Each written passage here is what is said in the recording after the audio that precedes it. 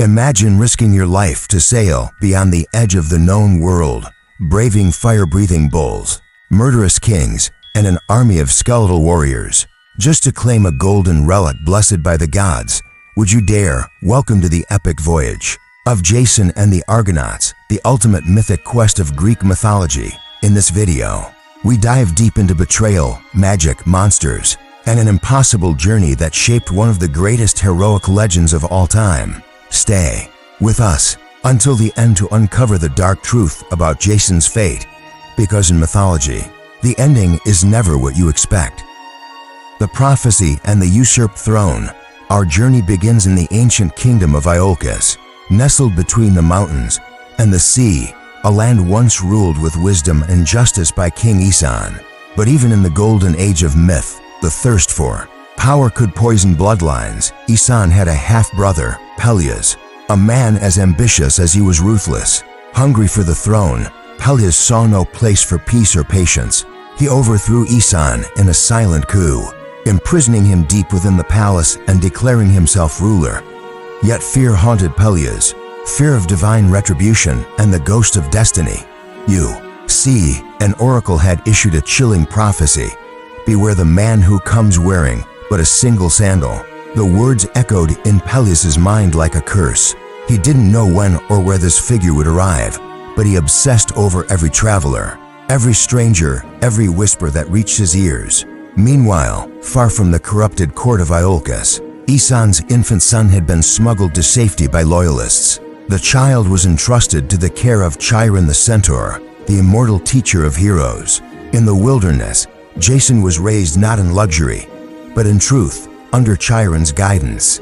He learned the arts of combat, healing, wisdom, and virtue. He grew strong, not just in body, but in spirit. Years passed, and the boy became a man resolute, noble, and unafraid. Upon learning of his royal blood and his uncle's treachery, Jason made a vow to reclaim his rightful throne and restore honor to Colchis. His journey began with a simple act of kindness. As he approached the city, Jason encountered an old woman, struggling to cross the swollen river Argo. Without hesitation, he lifted her onto his back and carried her across the rushing waters. But in doing so, he lost one of his sandals to the river's current. The old woman smiled, because she wasn't an old woman at all. She was Hera, queen of the gods, disguised to test the young man's heart. Impressed by his compassion, Hera pledged her subtle support to Jason in the trials to come. Jason arrived in Colchis a stranger to most, but his rival struck fear like thunder into Perils' heart. The young man stood tall, wearing only one sandal. The prophecy had come to pass. Feigning hospitality, Perils masked his terror with a test. He would rid himself of the threat, not with swords, but with a suicidal mission. If you are truly a king's son, he said, prove your worth. Retrieve the Golden Fleece from the edge of the world, from the kingdom of Colchis, where none have dared return. Do this, and the throne shall be yours. Jason's answer was simple.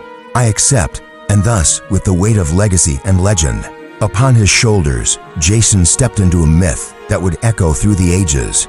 This was not just a quest for power, it was a journey to the ends of the earth, to face gods, monsters, betrayal, and destiny itself. Building the Argo and gathering heroes, with Perils' deadly challenge echoing in his ears, Jason knew this would not be a journey he could undertake alone. The Golden Fleece was hidden in a distant, hostile land, Colchis, far beyond the edge of the known world. Its guardian was a sleepless dragon, and the journey there would be filled with monsters, gods, and endless peril. Jason needed a ship, not just any vessel, but one worthy of the gods. Enter Argus, a master shipwright blessed by the goddess Athena herself. Under her divine inspiration, Argus built a ship unlike any the world had ever seen. Sleek, fast, and resilient, it was named Argo after its builder. But the ship held more than wood and sail. At Athena's command, Argus embedded a beam from the sacred oak of Dodona, a mystical tree that spoke the will of Zeus himself. This enchanted timber granted the Argo a voice, and at times, a mind of its own. It could warn of danger, whisper guidance, and act as a spiritual compass when all else was lost. With the ship complete, Jason turned his eyes to Greece. A call went out, not to ordinary men, but to heroes, warriors, hunters, demigods, and legends in the making. The response was greater than he dared imagine. From every corner of the Greek world, champions arrived to stand beside Jason. They would become known as the Argonauts, named for their ship. Let us meet some of the greatest among them. First came Heracles, the son of Zeus, towering, mighty, and unmatched in strength.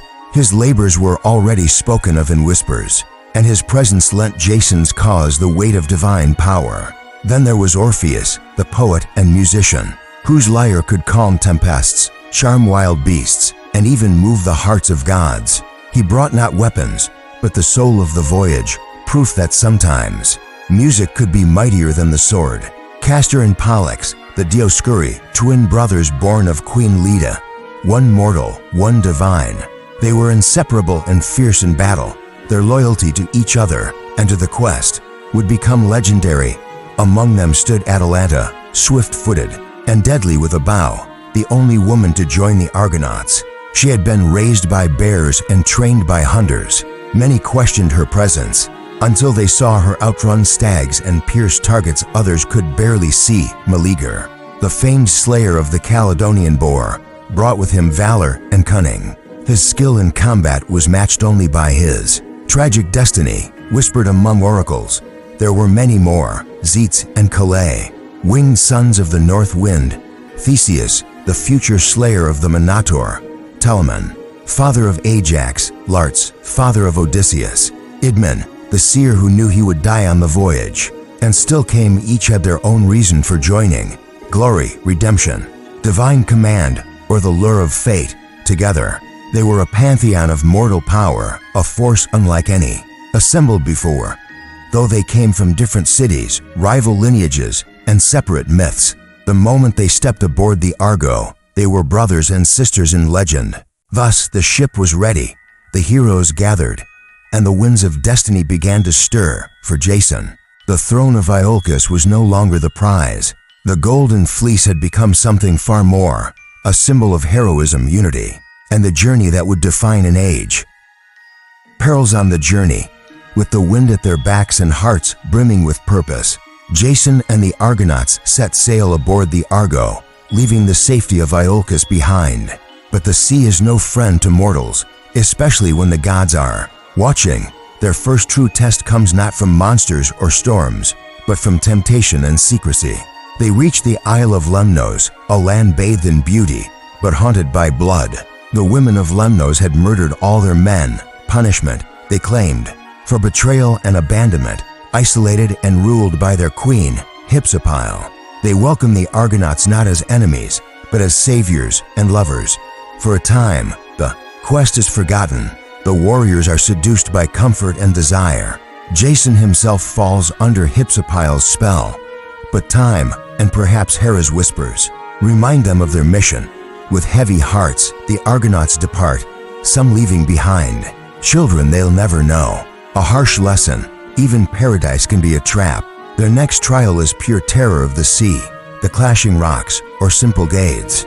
These monstrous stone cliffs guard the passage to the Black Sea, crashing together with thunderous force at irregular intervals. No ship had ever passed through and lived.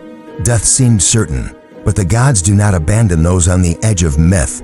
Athena offers a sign. Phineus, a blind prophet the Argonauts later rescue, gives them a strategy. Release a dove first.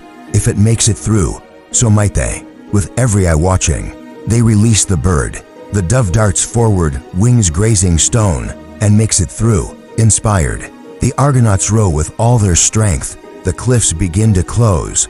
Wood creaks, men cry out. But at the last second, the Argo slips through, the sacred oak beam moaning like a living thing. The rocks smash behind them, but never again, frozen by the will of the gods. Further east, they meet Phineus, the very prophet who warned them, but he is cursed. Harpies foul, screeching bird women, torment him by stealing and defiling his food.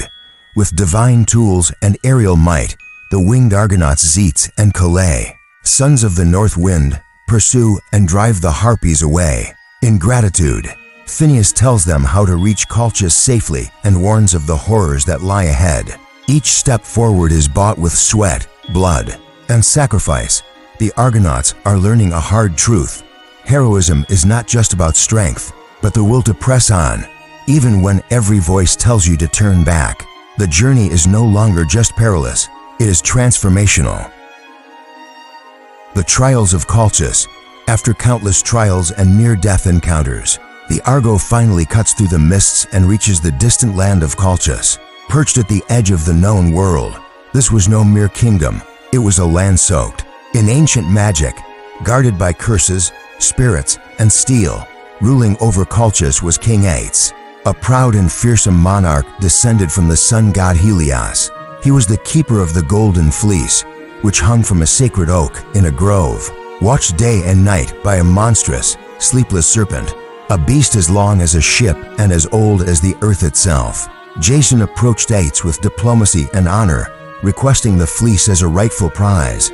But the king, suspicious of strangers and bound by his pride, offered a dangerous bargain. He would give Jason the fleece, but only if he could complete 3 impossible tasks. Failure meant certain death. The first task, Jason must yoke a pair of fire-breathing bulls, beasts forged by Hephaestus himself. Their hooves were iron, their breath a furnace. Jason was to harness them and plow a vast field. The second task, in that freshly plowed soil, he must sow the teeth of a dragon, cursed relics from ancient wars. From these teeth would spring a battalion of skeletal warriors, born of the earth and bred to kill. The third and final task, he must slay the massive serpent that guarded the fleece, a guardian so terrifying that none had even dared approach the grove. Jason was bold, but no man could face such trials alone. That night, as he wandered the moonlit gardens of the Colchis palace, fate intervened. There, among the shadows, he met Medea, the king's daughter, but she was no ordinary princess. Medea was a sorceress, a priestess of Hecate, goddess of magic and the night.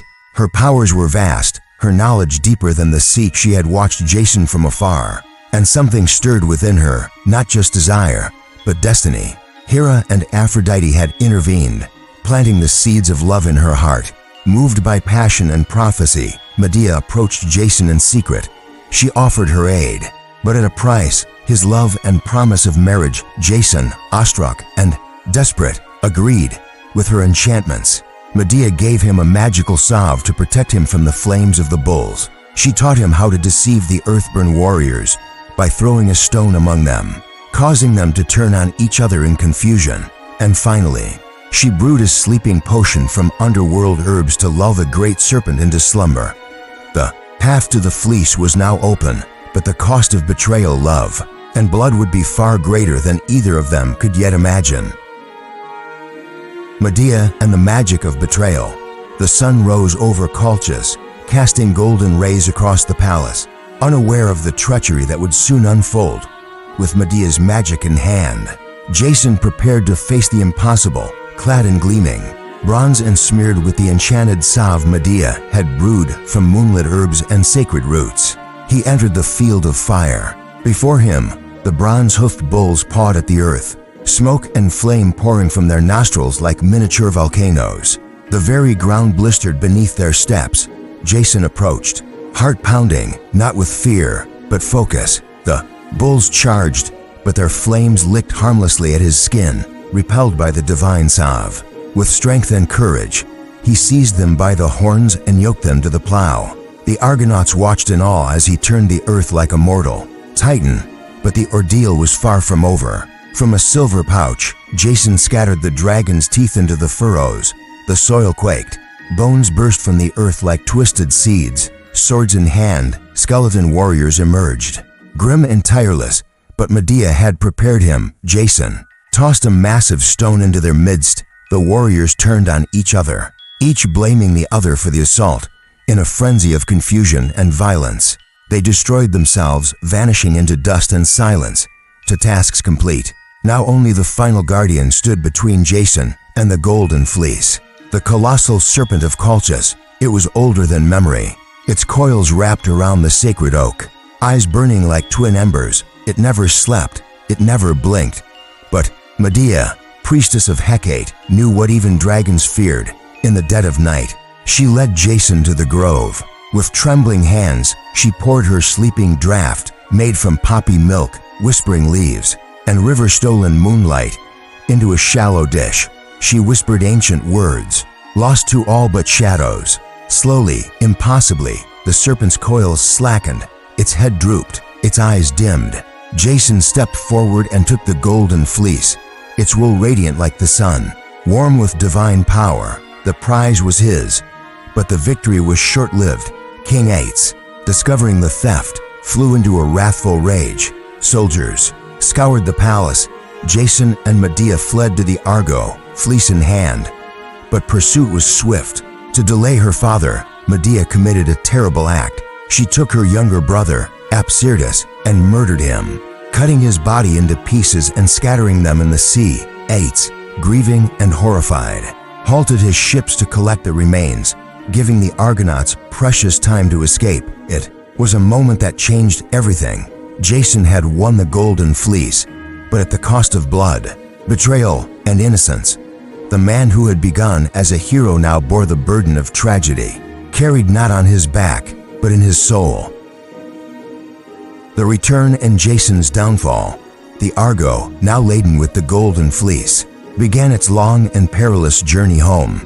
But the gods had not finished with Jason and his Argonauts, not yet. The seas turned wild. Zeus, angered by the blood spilled in Colchis, hurled storms to drive them off course. They wandered through strange lands like the realm of the Phaeacians, and past the haunting shores where the sirens sang, deadly enchantresses whose melodies lured sailors to watery graves. But once again, it was Orpheus, with his divine music, who saved them. He strummed his lyre louder than their calls, drowning out the fatal beauty of their song. In Libya, the Argo was even stranded in the middle of the desert after a freak tidal wave cast it ashore. The crew carried the ship on their shoulders, dragging it across blistering sands under the unforgiving sun.